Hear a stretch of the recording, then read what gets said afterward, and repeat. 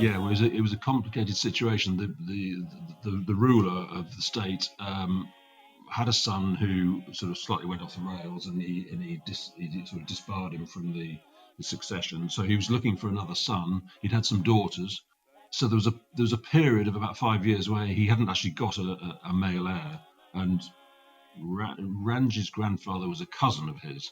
So the ruler went to him and said, "Can I take one of your young relatives as an heir until such time as I have an heir, or if I don't have one, then he remains my successor, if you like."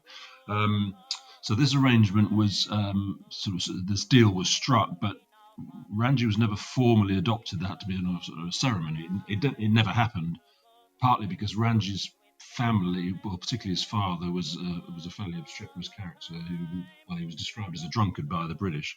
So the ruler actually went off the idea, and then when Ranji was about 10, the ruler did in fact have a son and heir, and so Ranji's sort of direct involvement with the succession sort of ended when he was about 10.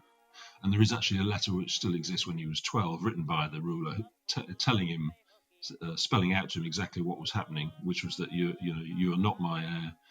The succession ceremony was never carried out, but as a token of sort of respect to you and loyalty to you, I'm going to send you to a college in Rajkumar, the Rajkumar College in Rajkot, which was a sort of, it's almost like a school along English public school lines, and was for sort of developing ruling princes. So Ranji, although he wasn't officially a prince and wasn't likely to become one, was educated as such, and his education sort of took off at this college. And he was a bright boy.